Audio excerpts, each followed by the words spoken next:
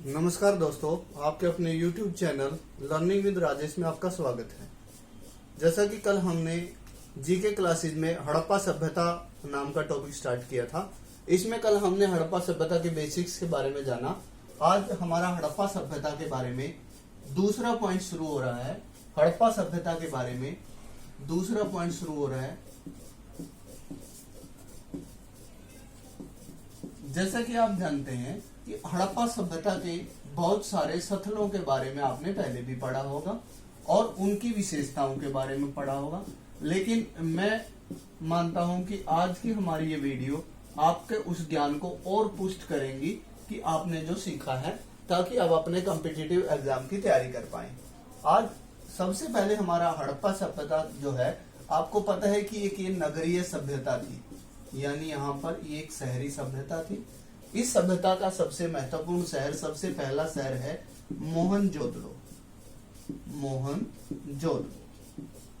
अब सबसे पहली बात आती है जो कि हमारे कॉम्पिटिटिव एग्जाम के पॉइंट ऑफ व्यू से बहुत इंपॉर्टेंट है कि वहां पर एक सबसे विख्यात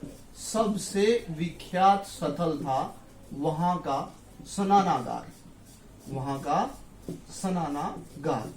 विख्यात स्थल, यानी जिसके बारे में बहुत सी चर्चाएं होती हैं कि इतने हजार साल पहले भी वहाँ बहुत बढ़िया स्नानागार होता था। आपने जाना एनसीईआरटी के अकॉर्डिंग ये स्नानागार जो था वो बहुत बड़ा स्नानागार था और इस स्नानागार के बीच में तालाब था। तालाब के दो दिशाओं में, उत्तर व दक्षिण दिशाओं में दो तरफ सीढ़ियां होती थी और उसके चारों ओर स्नानागार के कमरे होते थे, जिनमें शायद तीर्थयात्री जो आते थे वो तालाब में स्नान करके वहां ठहरते थे, यानी जैसे आजकल धर्मशालाएं होती हैं। उसके बाद हम जानेंगे कि मोहनजोदड़ो का सबसे महत्वपूर्ण जो और दूसरी सबसे महत्वपूर्ण बिल्डिंग थी वो अन्नगार थी। वो सबसे बड़ी बिल्डिंग है। कई बार कंफ्यूजन वाला क्वेश्चन पूछा जाता पेपर में कि सबसे बड़ी बिल्डिंग कौन सी है मोहनजोदड़ो की, वो अन्नगार है, और सबसे विख्यात बिल्डिंग है वो स्नानागार है। उसके बाद अगला पॉइंट आता है मोहनजोदड़ो के बारे में कि वहां से कांस्य की मूर्ति मिली है। उसके बाद कांस्य की कौन सी, नर्तकी की मूर्ति। ये कई बार प्रश्न कॉम्पिटिटिव एग्जाम में आया है। उसके बाद हम जानेंगे कि वहां से सूती कपड़ा प्राप्त हुआ है। उसके बाद हम जानेंगे कि यहाँ से घोड़े के दांत प्राप्त हुए, जो कि प्रतियोगी परीक्षा के लिए बहुत ही महत्वपूर्ण पॉइंट आता है। उसके बाद हमारा दूसरा पॉइंट बनता है, आई होप कि आपको ये पॉइंट समझ में आए होंगे। दूसरा पॉइंट बनता है हड़प्पा सभ्यता के दूसरे स्थल और महत्वपूर्ण स्थल हड़प्पा से। अब आपको पता है कि हड़प्पा इसको इसलिए नाम दिया गया क्योंकि हड़प्पा स्थल सबसे पहली बार खुदाई में हड़प्पा स्थल ही मिला था। हड़प्पा से R37 नाम का कब्रिस्तान मिला है।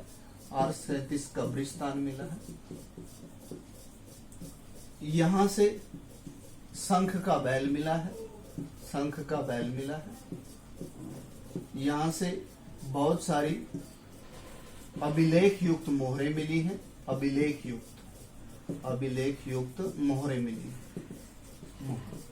अब आपको ये समझना होगा कि बहुत ज्यादा मात्रा में मोहरें तो मोहनजोदड़ो से मिली है, लेकिन अभिलेख युक्त में तो कुछ लिखा हुआ था, वो मोहरें यहाँ से मिली हैं। और उसके बाद स्त्री के गर्भ से निकला पौधा यहाँ से मिला है, जो कि कई बार पेपर में आया हुआ प्रश्न है, निकला पौधा यहाँ से।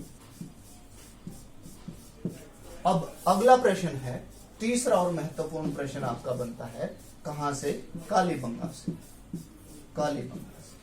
और कालीबंगा वाला पॉइंट आपका बार बार आता है कि जुता हुआ खेत यहां से प्राप्त हुआ है।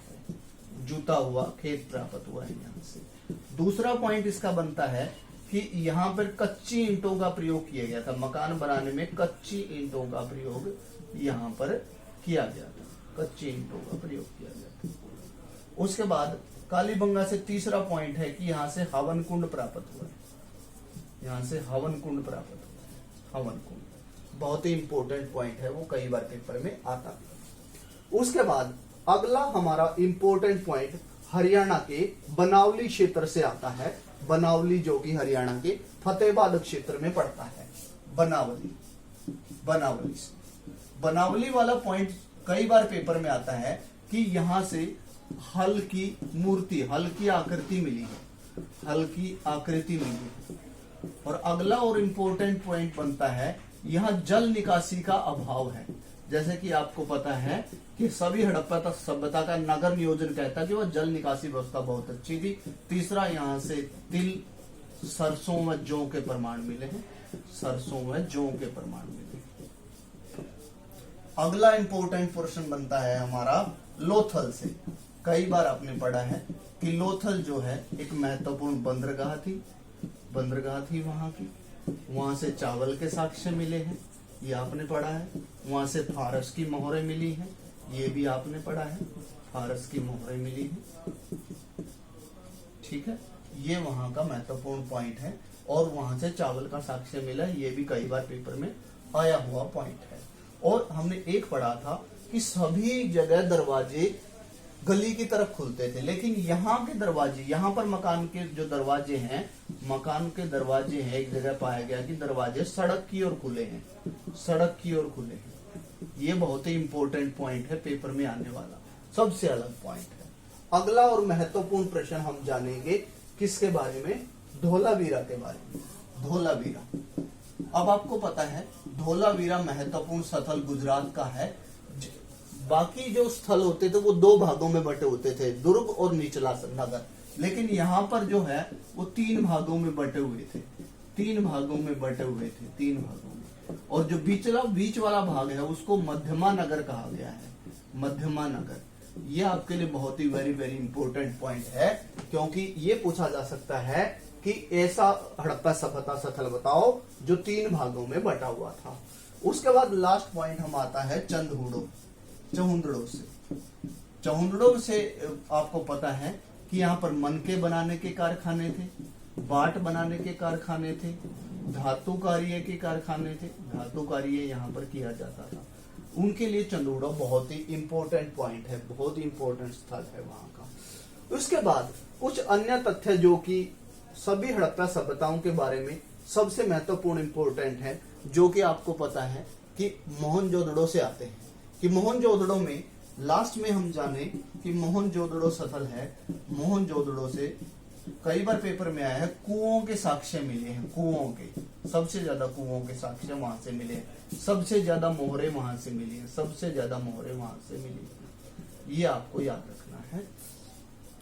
और अंत में जाते जाते कल वाले और आज वाले क्वेश्चन से आपके 3-4 मेन क्वेश्चन बनते हैं। आई होप कि आप उनको एक नोट्स बना करके सॉल्व करने की कोशिश करेंगे। All the best, thank you, have a nice day.